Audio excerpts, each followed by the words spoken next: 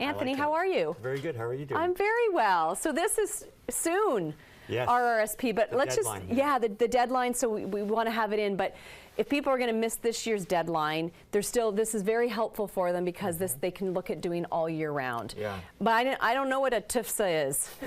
Well, I know what a RRSP is, but I don't know what TFSA. Let me walk you through this because there's this is a large debate between people, and a lot of people don't understand how these two different types of accounts work. So Okay. I'm going to kind of explain it and show you which one is best to use based on your personal situation. Perfect. So, I'm using, retirement?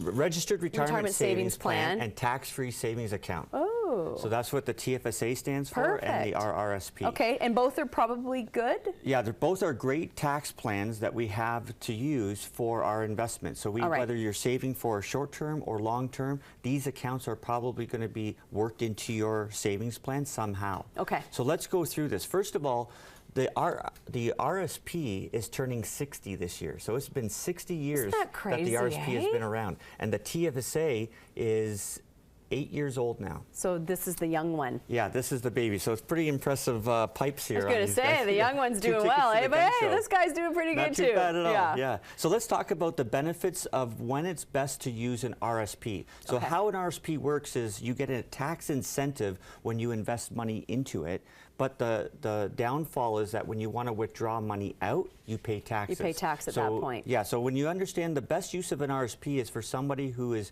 working during their years that they're making their most amount of money, and then when they see themselves in retirement, you're only drawing out enough money that you need to support yourself. So you're usually in a lower income bracket in the retirement years than you are when you're working years. So therefore paying less tax on that money when it's withdrawn. So it justifies why you would put money into an RSP in the working years, because you're at a higher income bracket, means you're paying more taxes. So the incentive when you put money into an RSP is you get a tax deduction, which will create a refund.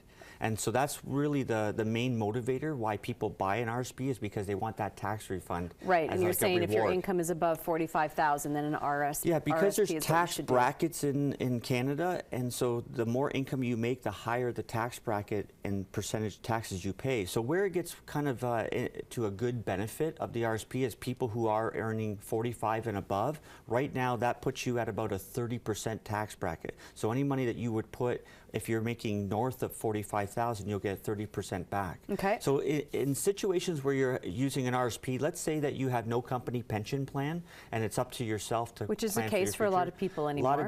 A lot of people nowadays, the employers don't offer that kind of expensive pension, so it's up to ourselves to save. So that's a situation where you'd be better off to use an RSP. If you receive a large bonus at the end of the year, that could put you into a much higher income bracket, and you would have this bonus only to have to kiss away half of it in taxes potentially. Yes. So those people, when they get that bonus, they usually come to me and they throw it right into their RSP, and it cancels out any taxes. They're not taxed on it. Okay, perfect. Yeah. Now, in an RSP situation, or sorry, a TFSA situation, the benefits of the TFSA that it's got more flexibility than an RSP. Okay. When you put money into the TFSA, you're not going to get any tax incentive right off the top. Okay. But all the money that it grows inside of the tax-free savings account, when it comes time that you want to withdraw the money and spend it as you wish, there's not going to be any taxes that you have to pay. Because it's been taxed up front. Well, you're investing after tax dollars. So the money you've made has already been taxed, and that money that's left over, you've saved it. And so there's no incentive right off the beginning, and that sometimes turns people off from the tax-free savings account. In my opinion, it's one of the more better accounts than the RSP. If you are not in a position where you need that refund, then the TFSA is actually going to be the more lucrative option down the road. Okay, cool. The reason why is you might put in $1 into your RSP today, by the time you want to withdraw that money, you've doubled or tripled your money. So now you're pulling out, every dollar that you pull out of your RSP is taxed. It's taxed. So you pay far more taxes at the end when you withdraw it all. The TFSA, you might be skipping out on that tax reward on the money you invest, but now when that money doubles and triples, all of that money is being exited out tax-free. So you actually get ahead in the long run with TFSAs. Cool. Now, another benefit with the TFSA is that because you can access it without penalty, you can use a TFSA for more than just the purpose of long-term saving for your retirement. You can have different types of accounts set up, and you can have a TFSA as an emergency savings plan. So it's a great idea. A lot of times people have $10,000 or $20,000 just sitting in a side account as an emergency backup, but if that interest starts to accumulate, they have to pay income tax on that money. So it's better to kind of store it in a tax-free savings account. So you could use it for long-term investment purposes or short-term. And that's the benefit of the TFSA. There are some limits on how much money you can store away, and the limits have been hovering around $5,000 a year is the limit per person.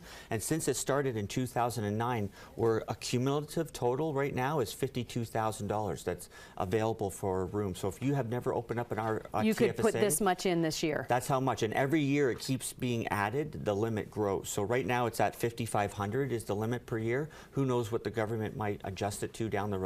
Very but cool. But cumulative, it's $52,000. Fascinating.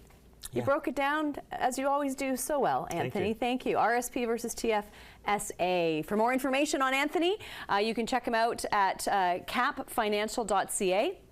Located up in Flamborough. You can also email Anthony at capfinancial.ca or call 905-297-1179. Very cool information. Hope you enjoyed today's show. Have yourself a great day, and we'll see you next time on Hamilton Life.